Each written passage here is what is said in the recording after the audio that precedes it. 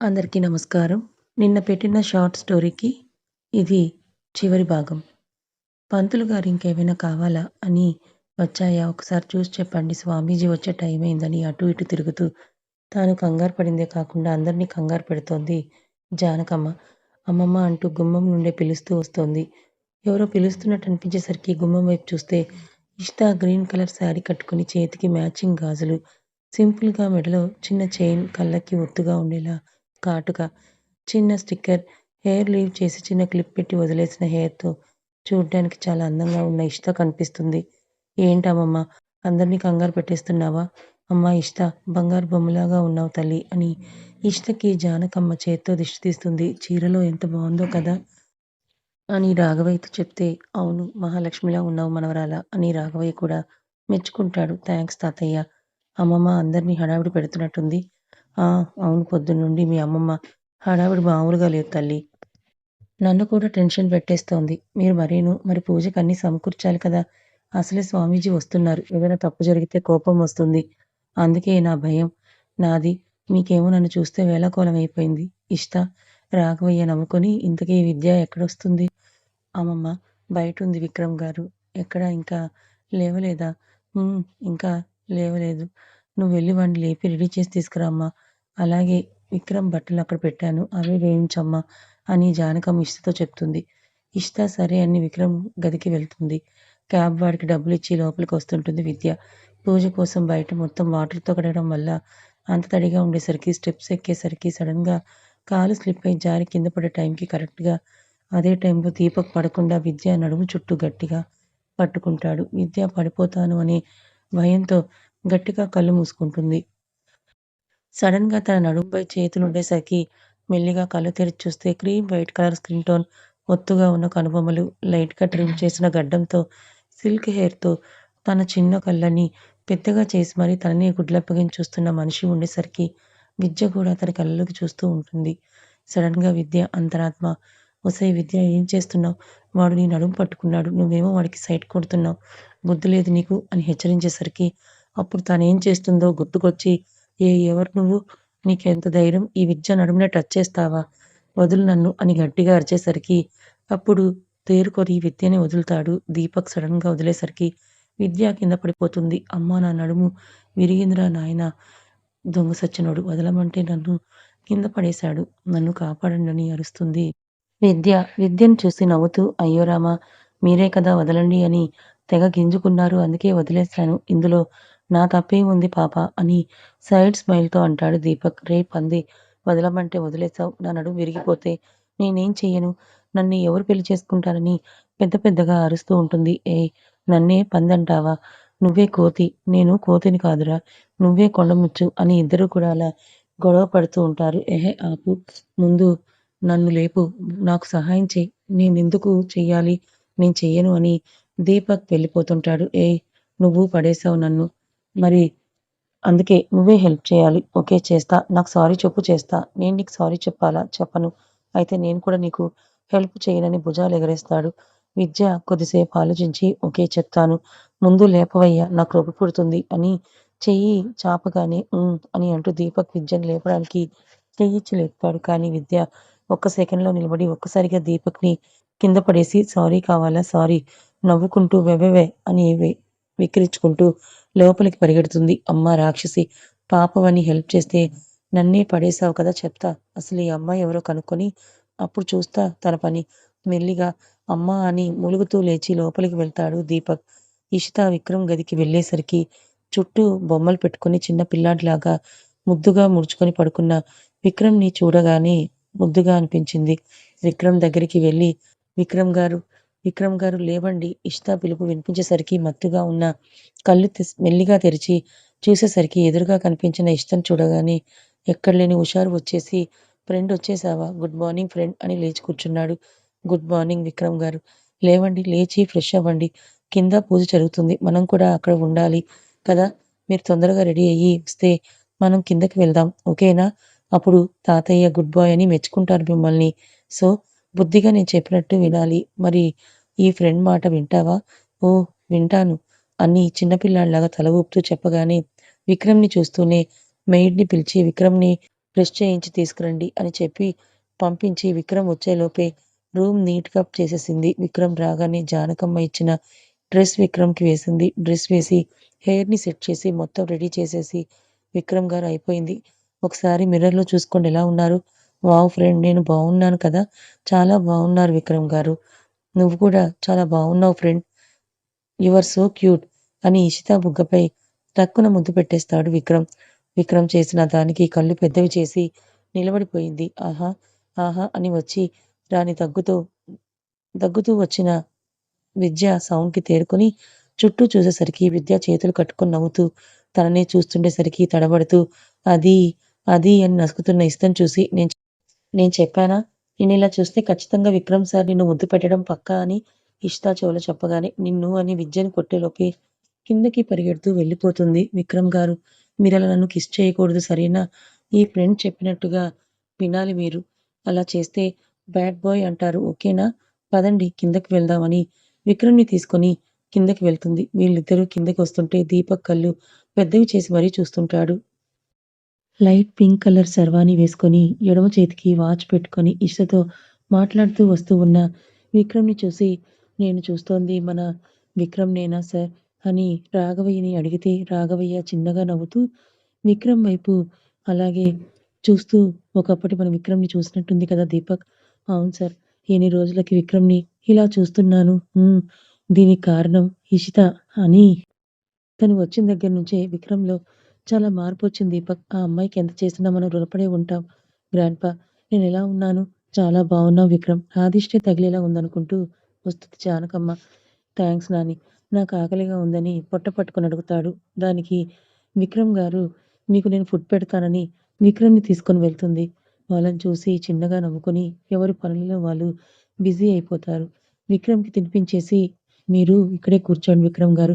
మీకు నేను జ్యూస్ తెస్తానని అంటూ వెళ్ళి జ్యూస్ తీసుకొస్తుండగా అప్పుడే గుమ్మం నుండి ఒక 25 ఏళ్ల అమ్మాయి స్కర్ట్ వేసుకొని స్లీవ్‌లెస్ హ్యాండ్స్‌తో హై హీల్స్, కళ్ళకి గాగిల్స్ పెట్టుకొని స్టైల్‌గా నడుచుకుంటూ ఫోన్‌లో చూస్తూ వస్తుంది. అటు నుంచి వస్తున్న ఇషితని గుద్దేస్తుంది. అలా గుద్దేసరికి ఊహించని పరిస్థితికి కాలు స్లిప్ అయి పడిపోతుంది. జ్యూస్ మొత్తం కూడా ఇషిత పైనే పడుతుంది. ఏ స్టూపిడ్ గర్ల్! కళ్ళు ఎక్కడ పెట్టుకొని నడుస్తున్నావు? బుద్ధి లేదా నీకు? అని ఇష్టం వచ్చినట్టుగా ఇషితపై అరుస్తుంది. ఏయ్! ఎవరు స్టూపిడ్ గర్ల్? నువ్వే కళ్ళు నెత్తిన పెట్టుకొని నడుస్తూ వచ్చి నా ఫ్రెండ్‌ని గుద్దేశావు. గుద్దిందే కాకుండా నా ఫ్రెండ్‌పై అరుస్తున్నావా? అని విద్య గట్టిగా చెప్పేసరికి ఆ అమ్మాయికి కోపం వచ్చి నన్నే అంటావా? అసలు నేనెవరో తెలుసా నీకు? అని విద్యని ఉరుమురుపు చూస్తుంది. ఏ నువ్వెవరివో నీకే తెలీదా? నన్నడుగుతున్నావు? అని నవ్వుతుంది విద్య. విద్య నవ్వేసరికి కోపం వచ్చి నాతోనే వెటకారమా? నేనేంటో తెలిసేలా చేయకపోతే నా పేరు మాయనే కాదని పళ్ళు నూరుకుంటూ లోపలికి వెళ్ళిపోతుంది. పోవే చుప్పనాతి అని ఇష్టాన్ని లేపి నిలబెడుతుంది. ఎందుకు విద్య ఆ అమ్మాయితో గొడవ?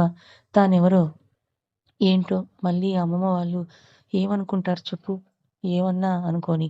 మ్యాగీ నా ఫ్రెండ్‌ని అంటూ ఉంటే నేను చూస్తూ ఊరుకోను. అయినా ఆ అమ్మాయి చూసుకోకుండా గుద్దేసింది. మళ్ళీ నీ మీదే అరుస్తోంది. పొగరుబోతులా ఉంది.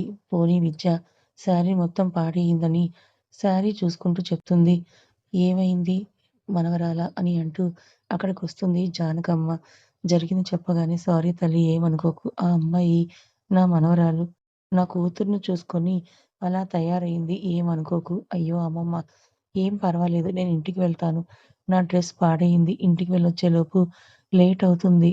నాతో రా అని అంటూ ఇష్టం తీసుకెళ్తుంది. ఇదిగో ఇది విక్రమ్ వాళ్ళ అమ్మ గది. నా కోడలు చీరలు చాలానే ఉన్నాయి. వాటిలో నీకు నచ్చింది తీసుకో కట్టుకో తల్లి. అయ్యో! అమ్మమ్మ నాకు వద్దు. మేడం చీరలు నేనెలా కట్టుకోగలను? తను లేదు కదా! ఒకవేళ ఉన్నా తను కూడా కట్టుకోమని ఇచ్చేది. నా కోడలు మనసు బంగారం. ఏం కాదు. అందులో నీకు ఏది నచ్చితే అది కట్టుకో. నేను వెళ్తున్నా తొందరగా వచ్చేయి తల్లి. స్వామీజీ వచ్చే టైం అయిందని చెప్పేసి వెళ్ళిపోతుంది. ఇక చేసేదేం లేక వార్డ్‌రోబ్‌లో చూసి తన బ్లౌజ్‌కి మ్యాచ్ అయ్యే శారీ తీసుకొని కట్టుకుంటుంది. శారీ కట్టుకొని డోర్ తెరిచేసరికి ఎదురుగా విక్రమ్ ఉంటాడు. ఏంటి విక్రమ్ గారు నా కోసం వచ్చారా? అని ఏదో మాట్లాడుతుంది కానీ విక్రమ్‌కి అదేదీ కూడా చెవికి చేరడం లేదు. తన మైండ్ మొత్తం ఆ చీర మీదనే ఉంది. తనకేదో జ్ఞాపకం కళ్ళ ముందు మెదులుతూ ఉంది. తల మొత్తం భారమైపోయి గట్టిగా అరుస్తూ తల పట్టుకొని కింద పడిపోయాడు. అది చూసిన ఇషితకి ఏం జరిగిందో అర్థం కాక కాళ్ళు చేతులు ఆడడం లేదు. విక్రమ్ గారు ఏమైంది లేవండి. అయ్యో! అమ్మమ్మ, తాతయ్య అందరూ రండి అని గట్టిగా పిలిచేసరికి ఏం జరిగిందో అని అందరూ కూడా కంగారు పడుతూ వచ్చేసరికి విక్రమ్ పడిపోయి ఇష్ట ఒళ్ళో ఉన్నాడు. అమ్మమ్మ తొందరగా రండి. విక్రమ్ గారు పడిపోయారు. ఏమైందో ఏమో! నాకేం అర్థం కావడం లేదని వెక్కి ఏడుస్తోంది. విక్రమ్ కోసం ఎప్పటికీ ఇంట్లోనే ఒక డాక్టర్ ఉండడంతో వెంటనే పిలిచి ఏం జరిగిందో చూడమన్నారు. డాక్టర్ విక్రమ్‌ని చెక్ చేసి డోంట్ వర్రీ సార్, ఏం కాలేదు. ముందే చెప్పాను కదా! తన గతం తాలూకు జ్ఞాపకాలేవైనా గుర్తుకొస్తే తనకు తల నొప్పొస్తుంది. దాంతోనే ఇలా అయింది. ఏం కాదు, కంగారు పడాల్సిందేమీ లేదు. ఇలా జరగడం మొదటిసారి. తనకేదో పాత జ్ఞాపకం గుర్తుకొచ్చింది. ఇది మనకు గుడ్ న్యూస్ అనే చెప్పాలి. ఇలానే మెల్లిమెల్లిగా అన్నీ గుర్తుకొచ్చి నార్మల్ అయ్యే ఛాన్స్ కనిపిస్తుందని డాక్టర్ చెప్పగానే, చాలా సంతోషం డాక్టర్ గారు. మీరు చెప్పినట్టు నా మనవడు నార్మల్ అయితే అంతకు మించి ఇంకేం కావాలని కన్నీళ్లు పెట్టుకుంటుంది జానకమ్మ. ఇంతకీ విక్రమ్‌కి ఏం చూసి గతం గుర్తుకొచ్చిందని ఆలోచిస్తాడు రాఘవయ్య. అప్పుడే ఇషితని చూస్తాడు. అమ్మా ఇషిత, నీకీ చీర ఎక్కడిది తల్లి? అది విక్రమ్ నా కోడలి బర్త్‌డే రోజు గిఫ్ట్‌గా ఇచ్చాడు. అవునా తాతయ్య, సారీ. నాకు తెలియక అమ్మమ్మ చెప్పేసరికి ఇది తీసుకొని కట్టుకున్నాను. ఏమనుకోకండి. నేను మార్చుకుంటానని వెళ్ళబోతున్న ఇషితని ఆపి, నువ్వు సారీ చెప్పడం కాదు తల్లి.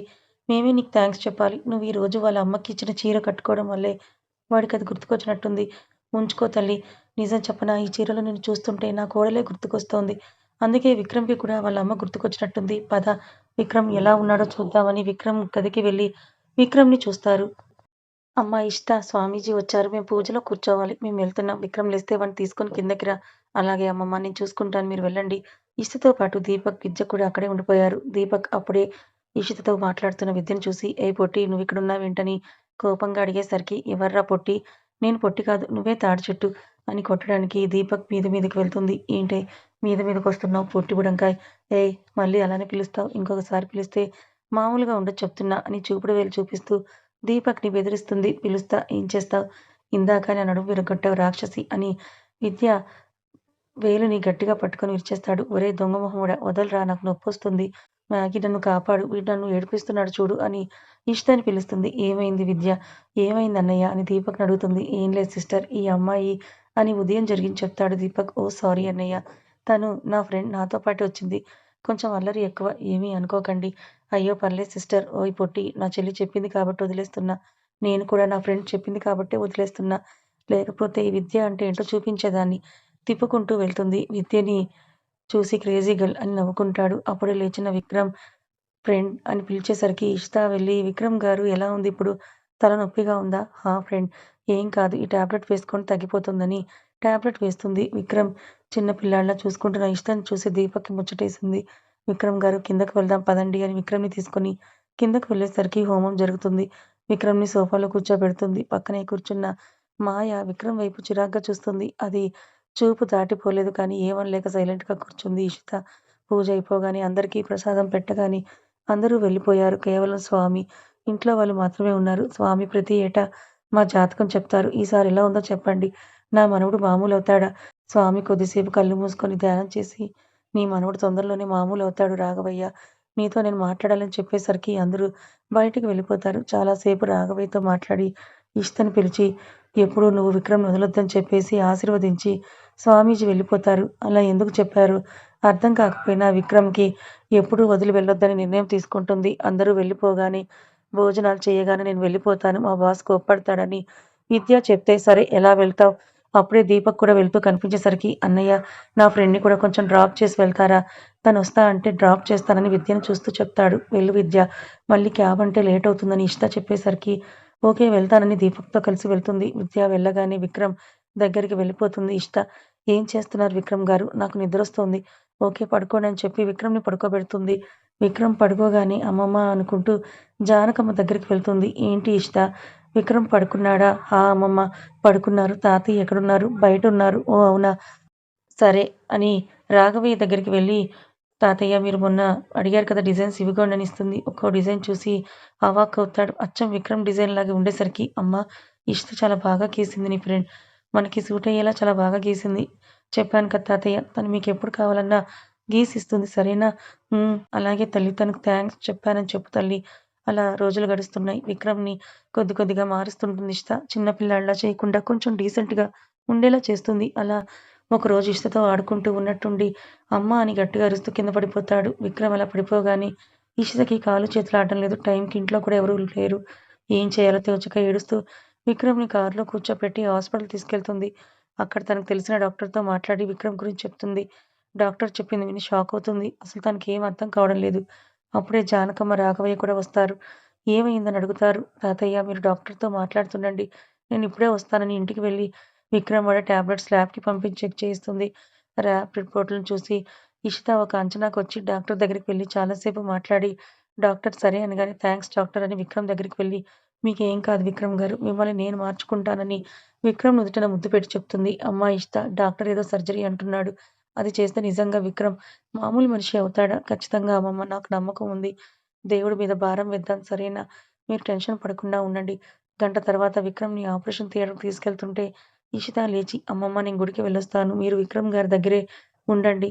సరే తల్లి 4 గంటల తర్వాత డాక్టర్ బయటకొచ్చి ఆపరేషన్ సక్సెస్. రేపు మార్నింగ్ మీరు వెళ్లి చూడొచ్చని చెప్పేసి వెళ్ళిపోతాడు. తెల్లారి విక్రమ్ చూడ్డానికి వెళ్తారు. విక్రమ్ మెల్లిగా కళ్ళు తెరిచి నాని, గ్రాండ్‌పా అని పిలుస్తాడు. వాళ్ళ దగ్గరికి వెళ్లి ఇప్పుడెలా ఉంది నాన్న? ఆ! I am okay Nani. అసలు నాకేమైందని ఆలోచిస్తుంటాడు. అప్పుడు మెల్లిగా గుర్తొస్తుంది యాక్సిడెంట్ అవ్వడం, వాళ్ళ అమ్మా, నాన్న దూరం అవ్వడం అంతా గుర్తుకొచ్చి మామ్, డాడ్ అని కన్నీళ్లు పెట్టుకుంటాడు విక్రమ్. నాన్న విక్రమ్ నువ్విప్పుడు ఏం ఆలోచించకుండా నార్మల్‌గా ఉండు. మళ్ళీ నీకేమైనా అయితే తట్టుకునే శక్తి మాకు లేదని రాఘవయ్య బాధపడుతుంటాడు. దీపక్ కూడా విషయం తెలిసి వచ్చి విక్రమ్‌ని చూసి చాలా సంతోషంగా ఉంది విక్రమ్. ఇన్ని రోజులు నిన్ను అలా చూడలేకపోయానని విక్రమ్‌ని చూసి హ్యాపీగా ఫీలవుతాడు. తర్వాత చుట్టూ చూసి సార్ ఇషిత ఎక్కడా కనిపించడం లేదు అనగానే ఇషిత ఎవరు దీపక్ అంటాడు విక్రమ్. అదేంటి నీకు ఇషిత గుర్తులేదా? విక్రమ్ ఒక రకంగా చెప్పాలంటే నువ్వు మామూలు అవ్వడానికి తనే కారణం. దీపక్ చెప్పింది విని ఇషిత ఎవరని ఆలోచిస్తూ ఉంటాడు. కానీ తనకెంత ఆలోచించినా గుర్తురాదు. ఎక్కువగా మైండ్‌కి ప్రెషర్ పెట్టి ఆలోచించేసరికి తలనొప్పి వచ్చి తల పట్టుకొని అమ్మ అంటాడు.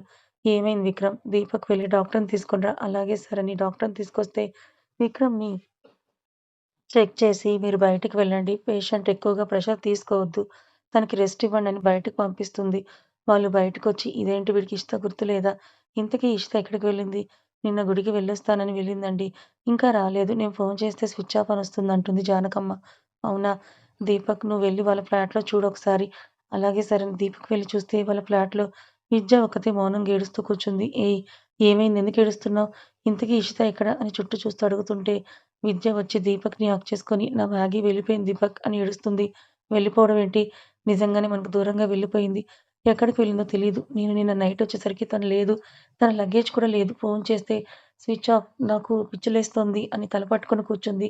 పోనీ ఏదైనా మెసేజ్ పెట్టిందా? ఆ! పెట్టింది. నేను సేఫ్‌గా ఉన్నాను. నా కోసం వెతకొద్దు. నేను నిన్ను మిస్ అవుతానని పెట్టింది. అసలెందుకు వెళ్ళింది? ఎక్కడికి వెళ్ళింది? వెళ్ళిపోవాల్సిన అవసరం ఏంటి? అని ఆలోచిస్తూ విద్య వాళ్ళ పేరెంట్స్ తెలుసా నీకు? లేదు. అసలు నాకు ఇషిత గురించి ఏం తెలీదు. అడిగినా తను చెప్పేది కాదు. అందుకే నేను కూడా అడిగి ఇబ్బంది పెట్టడం ఎందుకని అడగలేదు. సరే నేను తన గురించి తెలుసుకుంటాను. నువ్వు టెన్షన్ పడకు. విక్రమ్ హాస్పిటల్‌లో ఉన్నాడు. తను నార్మల్ అయిపోయాడు. అవునా? ఇషితకి తెలిస్తే చాలా హ్యాపీగా ఫీల్ అవుతుంది. తను విక్రమ్ సార్‌ని ఇష్టపడింది. నువ్వు చెప్పేది నిజమా? నమ్మలేకపోతున్నా. నిజం దీపక్. తను విక్రమ్ సార్‌ని చాలా ఇష్టపడింది. సరే నేను హాస్పిటల్‌కి వెళ్లి సార్ వాళ్ళకి విషయం చెప్తాను. వాళ్ళు ఇషిత ఎక్కడున్నా వెతికిస్తారు.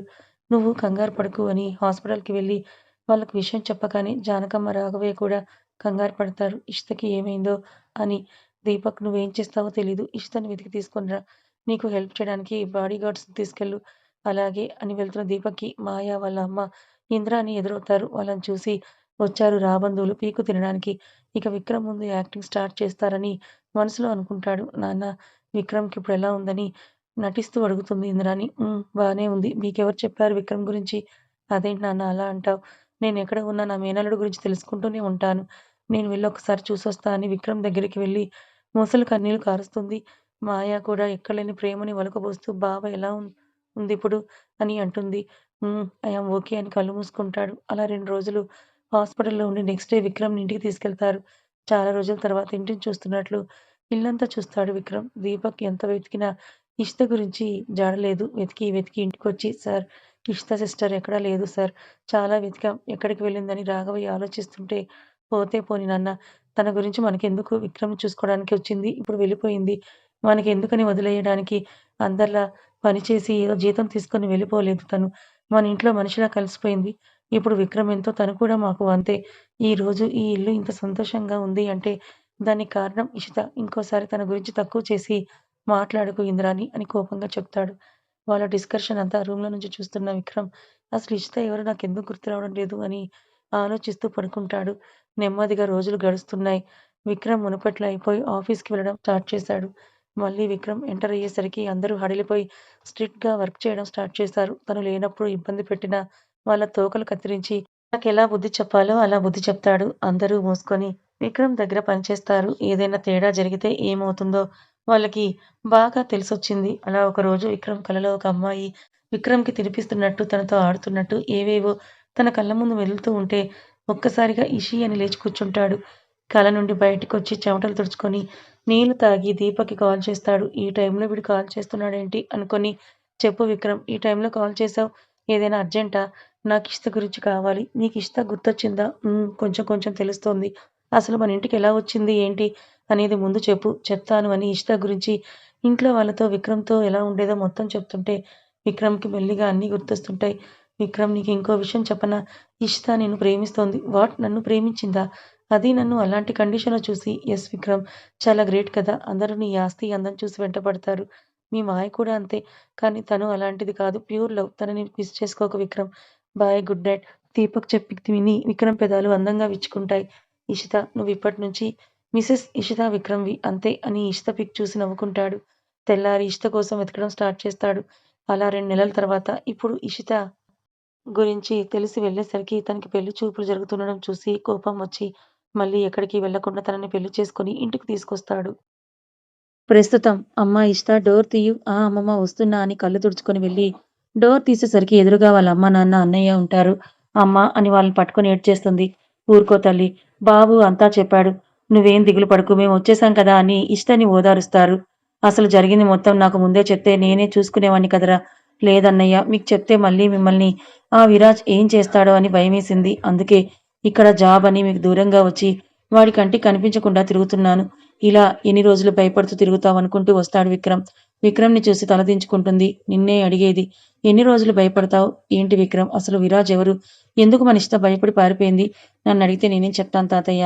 మీ ముద్దుల మనవరాలినే అడగండి. తాతయ్య ఏరా ఇష్ట ఏం జరిగింది? అది అని నసుకుతుంది ఇష్ట. విక్రమ్‌కి చిరాకొచ్చి ఎంతసేపు అది ఇది అని జపం చేస్తావు. చూసే వాళ్ళకి, వినే వాళ్ళకి విసుగొస్తుందని మొఖం చిట్లిస్తాడు. విక్రమ్ అలా వెటకారంగా మాట్లాడేసరికి ఇష్టకి కోపం వచ్చి బొంగమూతి పెట్టుకొని వాళ్ళ అమ్మ కొంగును పట్టుకొని నిలబడుతుంది. విక్రమ్ తను చెప్పదు కానీ నువ్వు చెప్పు అసలేం జరిగింది? మీ మనవరాలు పెద్ద కంత్రి మొహం తాతయ్య. మీకొకటి తెలుసా? తనొక డాక్టర్. అంతేకాదు నాకు ఆపరేషన్ చేసింది కూడా ఈవిడ గారే. మీకొకసారి డిసైన్స్ గీసిచ్చింది కదా! అవి వేసింది కూడా మీ మనవరాలే తాతయ్య. ఏంటి నువ్వు చెప్పేది నిజమా? ఇషిత డాక్టరా? అవును నాని. తను గోల్డ్ మెడలిస్ట్. నన్ను జాయిన్ చేసిన హాస్పిటల్ వెళ్తే ఈవిడ గురించి తెలిసింది. అంతేకాదు తను మనకు దూరంగా వెళ్ళడానికి కారణం మాయ. హాస్పిటల్ ఫుటేజ్ చెక్ చేయిస్తే తెలిసింది. తను ఇషితతో ఏదో మాట్లాడింది. ఆ తర్వాతే అక్కడి నుంచి నానికి చెప్పేసి వెళ్ళింది. కానీ వెళ్ళే ముందు నాకు ఆపరేషన్ చేసి వెళ్ళిపోయింది. మాయ వల్ల వెళ్ళిపోయిందా? కానీ మాయకి ఆ అవసరం ఏంటి? ఇషిత అంటే తనకు వచ్చిన నష్టం ఏంటని పరిపరి విధాలుగా ఆలోచిస్తుంటారు జానకమ్మ, రాఘవయ్య. అసలు తను చెప్తే నువ్వెందుకు వెళ్ళావు ఇషిత అని అడుగుతుంది జానకమ్మ. ఆ గుడ్లగూబ కళ్ళేసుకొని నిలబడే బదులు నాని అడుగుతుంది గదా! నిన్నే చెప్పు అని విక్రమ్ సీరియస్‌గా అయ్యేసరికి అది అమ్మమ్మ మాయ విక్రమ్ గారిని పెళ్లి చేసుకోవాలనుకుంటోంది. తనకి నేను అడ్డుగా వస్తానేమో అని నన్ను బెదిరించింది. నేను మీకు దూరం వెళ్ళిపోతే నన్ను, నా ఫ్యామిలీని ఆ విరాజ్‌కి అప్పగిస్తాను అని బెదిరించింది. అందుకే తప్పక వెళ్ళిపోయాను. నా కోసం నాకేం భయం లేదు కానీ నా ఫ్యామిలీకి ఏమైనా అయితే నేను తట్టుకోలేను. అందుకే మీకు దూరంగా వెళ్ళిపోయాను. నాకు తెలుసు మీకీ విషయం చెప్తే నా వరకు ఏ కష్టం రాకుండా చూసుకుంటారు కానీ మాయ గురించి చెప్పి మీలో మీకు గొడవలు పెట్టడం ఇష్టం లేదు. అందుకే దూరంగా వెళ్ళిపోయాను. అందులోనూ ఆ విరాజ్ చాలా డేంజర్. వాడు మిమ్మల్ని ఏమైనా చేస్తే అని భయమేసింది. అసలు విరాజ్ ఎవరు? మా సీనియర్. కాలేజీలో నన్ను పెళ్లి చేసుకోనని విసిగించేవాడు. నాకు చిరాకొచ్చి ఒకరోజు అందరి ముందు కొట్టాను. అప్పటినుంచి నా మీద కోపంతో నా కోసం వెతుకుతున్నాడు. వాడిని తప్పించుకొని తిరుగుతున్నాను. నేను డాక్టర్‌గా ఎక్కడ చేసినా వాడికి తెలిసిపోతుంది. అందుకే నేను డాక్టర్ అని ఎవరికీ తెలియకుండా దాచాను. ఆ రోజు విక్రమ్ గారికి ఆపరేషన్ చేసింది నేనే. అక్కడ డాక్టర్ గారిని రిక్వెస్ట్ చేశాను ఎవరికీ చెప్పొద్దని. తర్వాత అక్కడి నుంచి వెళ్ళిపోయాను అమ్మమ్మ. ఇష్తా చెప్పింది విని అక్కడంతా నిశ్శబ్దంగా మారిపోయింది. విక్రమ్ కోపంగా బయటకు వెళ్ళిపోయాడు. రాత్రి అందరూ ఎవరి గదిలో వాళ్ళు పడుకుంటే ఇష్త మాత్రం పున్నమి వెన్నెలను చూస్తూ జరిగిన వాటి గురించే ఆలోచిస్తూ ఉంటే వెనక నుండి 2 చేతులు తనను అల్లుకుపోయాయి. ముందు ఉలిక్కిపడిన ఆ స్పర్శని గుర్తుపట్టి సైలెంట్‌గా ఉంది. విక్రమ్ ఇషిత షోల్డర్ మీద గడ్డం పెట్టి ఇంకా పడుకోకుండా ఏం చేస్తున్నావు? అని లో వాయిస్‌తో అడుగుతాడు. అలా అడుగుతున్నప్పుడు విక్రమ్ వెచ్చటి ఊపిరి తన మెడ వంపుల్లో తగులుతుంటే ఇషిత గుండె రైలు కంటే వేగంగా కొట్టుకుంటుంది. మీరొస్తారని వెయిట్ చేస్తున్న విక్రమ్ గారు కష్టంగా ఒక్కో పదాన్ని కూడబలుక్కొని చెప్తుంది. ఇషితని తన వైపుకు తిప్పుకొని నా కోసం వెయిట్ చేస్తున్నావా? అని ఇషితకి పట్టిన చిరు చెమటలు చూసి ఉఫ్ అని ఎయిర్ బ్లో చేస్తాడు. ఇషిత పరవశంగా కళ్ళు మూసుకుంటుంది. ఇషితని గట్టిగా హగ్ చేసుకొని నిన్ను చాలా మిస్ అయ్యాను ఇషి. అందుకే నీ మీద కోపం వచ్చేసింది. అది కోపం కూడా కాదు బాధ. నువ్వు నన్ను వదిలేసి వెళ్ళిపోయావనే బాధ. ఐ యామ్ సారీ విక్రమ్ గారు. ఇంకెప్పుడు మిమ్మల్ని వదిలి వెళ్ళను. నువ్వు వెళ్ళాలి అనుకున్నా నేను వెళ్ళనివ్వాలి కదా! అప్పుడంటే నా పరిస్థితి వేరు కానీ ఇప్పుడలా కాదు. ఈసారి వెళ్ళాలని ఆలోచించిన 2 కాళ్ళు విరగ్గొట్టి పొయ్యిలో పెడతాను. ఏమనుకున్నావు? అని ఇషితకి వార్నింగ్ ఇస్తే ఇషిత మాత్రం నవ్వుతూ మీరలా చేస్తే మీకే కష్టం. అప్పుడు మీరు నన్నెత్తుకొని మొయ్యాలి. ఒకసారి ఆలోచించుకోండని విక్రమ్‌ని చూసి కళ్ళెగరేస్తుంది. రాక్షసి! నిన్ను మా నాని, తాతయ్య అమాయకురాలివని అనుకుంటున్నారు కానీ నువ్వు పెద్ద కంత్రివి అని ఇషితని 2 చేతులతో ఎత్తుకొని తీసుకెళ్తుంటే విక్రమ్ గారు ఏం చేస్తున్నారు మీరు? నన్ను కిందకు దింపండి. ఎవరైనా చూస్తే బాగోదని విక్రమ్ చేతిలో ఉన్న ఇషిత ఎవరైనా చూస్తారేమో అని భయంతో గింజుకుంటుంది. ఆ! మరి అందరూ మన కోసం వాళ్ళ నిద్ర ఆపుకొని మనల్ని చూస్తూ కూర్చుంటారు. నువ్వు నీ భయం అని ఇషితని రూమ్‌లో దించి నేను ఫ్రెష్ అయ్యి వస్తాను. మెయిడ్‌కి చెప్పి ఫుడ్ తెప్పించు అని ఫ్రెష్ అవ్వడానికి వెళ్తాడు. విక్రమ్ వచ్చేలోపు ఫుడ్ సర్వ్ చేసి పెడుతుంది. ఏంటి కూర్చున్నావు తినిపించు అని ఇషిత ముందు కూర్చుంటాడు. మీరు తినొచ్చు కదా! అని ముద్దుగా చెప్తుంది ఇషిత. నువ్వు తినిపించొచ్చు కదా! అని సేమ్ ఇషిత చెప్పినట్టు ఫేస్ పెట్టి చెప్పేసరికి విక్రమ్‌ని చూసి ఇషితకి నవ్వొచ్చేస్తుంది. ప్లేట్ తీసుకొని విక్రమ్‌కి తినిపిస్తూ మిమ్మల్ని ఒకటి అడగొచ్చా? అడుగు. మీకు నేనంటే ఇష్టమా? నువ్వేమనుకుంటున్నావని అడుగుతూ ఇషితకి తినిపిస్తూ అంటాడు. నాకు తెలుసు మీ నోటితో వినాలని ఉంది. అందుకే అడిగాను. చెప్పొచ్చు కదా విక్రమ్ గారు అని ఇషిత అడిగిన వెంటనే విక్రమ్ ఇషిత పెదాల్ని అందుకోబోతాడు. విక్రమ్ చేసిన ఆ పనికి ఒక్కసారిగా షాకయిపోతుంది ఇషిత. ఇషితని ముద్దు పెట్టుకొని ఇప్పుడు తెలిసిందా నాకు నువ్వంటే ఇష్టమో కాదో అని చిలిపిగా చూస్తూ ఇషితకి ఐవింగ్ చేస్తాడు. విక్రమ్ వదలగానే గట్టిగా ఊపిరి తీసుకొని సిగ్గుతో విక్రమ్‌ని చూడలేక వెళ్ళిపోతుంటే ఎక్కడికి వెళ్ళిపోతున్నావని ఇషిత చెయ్యి పట్టి లాగగానే ఇషిత వచ్చి విక్రమ్ మీద పడుతుంది. విక్రమ్ గారు ప్లీజ్ వదలండి. నాకు నువ్వేంటే ఇష్టమో కాదో చెప్పాను. మరి నేనంటే నీకిష్టమో కాదో చెప్పవా? చెప్పు అప్పుడు వదిలేస్తాను. ఇషిత సిగ్గుపడుతూ మీరంటే ఇష్టం విక్రమ్ గారని చెప్తుంది. హలో! నేనెలా చెప్పానో అలాగే చెప్పాలి. అప్పుడే నాకు కూడా అర్థమవుతుంది. చెప్పు చెప్పు అని ఇషితని కొంటెగా చూస్తూ అంటాడు. హుహు. నేనలా చెప్పలేను అని తల దించేసుకుంటుంది. No way ఇషి. ఇంక తప్పేలా లేదని విక్రమ్‌కి ముద్దు పెట్టాలని ముందుకొచ్చి ముద్దు పెట్టేలోపే డోర్ సౌండ్ విని దూరం జరుగుతుంది. జానకమ్మ వాళ్ళని అలా చూసి ముసిముసిగా నవ్వుతూ వాళ్ళ దగ్గరికొచ్చి కొంచెం ఆగండి మనవడా! రేపు మీ ఇద్దరికి ముహూర్తం పెట్టించాను. అప్పటి వరకు కొంచెం ఆగండని నవ్వుతూ ఇషితని కిందకి తీసుకెళ్తుంది. విక్రమ్ నవ్వుకొని ఇషిత గురించి ఆలోచిస్తూ ఇషి ఇంకే ప్రాబ్లమ్ లేదు. నువ్వు నేను హ్యాపీగా ఉండొచ్చు. ఆ మాయకి, విరాజ్‌కి బాగా బుద్ధి చెప్పే వచ్చాను. ఇక వాళ్ళు మన జోలికి రారని ఆలోచిస్తూ ఎప్పటికో నిద్రపోతాడు. తెల్లారి ఇషిత, విక్రమ్ చేత సత్యనారాయణ వ్రతం చేయించి తెలిసిన రిలేటివ్స్ అందరిని పిలుస్తారు. అందరూ విక్రమ్, ఇషిత జంటను చూసి చాలా బావుందని వాళ్ళని బ్లెస్ చేసి వెళ్తారు. అందరూ వెళ్ళేసరికి సాయంత్రం అయిపోతుంది. మీ ఇద్దరు తినేసి కొద్దిసేపు రెస్ట్ తీసుకోండని వాళ్ళని పంపించి మిగతా ఏర్పాట్లు చేయిస్తుంది జానకమ్మ. ఇషిత బాగా అలసిపోయేసరికి నిద్ర పట్టేస్తుంది. 2 గంటల తర్వాత ఇషిత వాళ్ళ అమ్మ వచ్చి లేపుతుంది. ఎవరో నీ ఫ్రెండ్ విద్య అంట నిన్ను కలవడానికొచ్చిందని విద్యని లోపలికి పంపించి ఆవిడ వెళ్ళిపోతుంది. విద్యని చూసి అయిపోయింది దీని చేతిలో నా పని ఔట్ అనుకుని విద్య డార్లింగ్ నువ్వు ఎప్పుడొచ్చావని ముందుకు వెళ్ళగానే పిల్లోస్ తీసుకొని ఇషితని కొడుతూ అలా ఎలా వెళ్ళిపోతావే? నీకోసం ఎంత వెతికామో తెలుసా? ఎంత ఏడ్చానో తెలుసా? అని కొడుతూ ఉంటే విద్య కోపం పోయేంత వరకు కొట్టమని సైలెంట్‌గా నిలబడి కోపం తగ్గిన తర్వాత విద్యని హగ్ చేసుకొని సారీనే. నేను కావాలని చేయలేదని జరిగింది మొత్తం చెప్తుంది. ఆ చుంచు మొహంది వెళ్ళిపోమంటే వెళ్ళిపోతావా? 4 పీకాల్సింది పోయి పెద్ద త్యాగమూర్తిలాగా త్యాగాలు చేసి వెళ్ళిపోవడానికి బుద్ధి లేదు. విక్రమ్ సార్‌కి చెప్పి 4 తగిలించమని చెప్తాను. మళ్ళీ ఇలా చేయకుండా ఆ పని మాత్రం చెయ్యకు తల్లీ.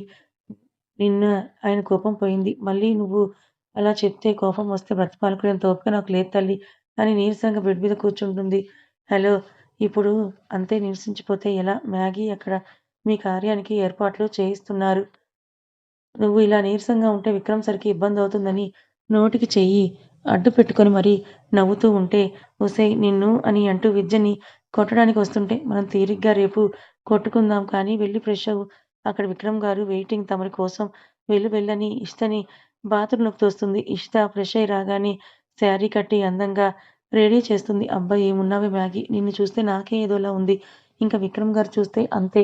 అబ్బా! ఆపు విద్య. నాకసలే టెన్షన్‌గా ఉంటే నువ్వింకా టెన్షన్ పెడుతున్నావని చేతులు నలుపుకుంటూ కూర్చుంది. అమ్మా ఇష్త అంటూ వస్తుంది జానకమ్మ. ఆవిడ రాగానే కాళ్ళకి నమస్కారం చేస్తుంది.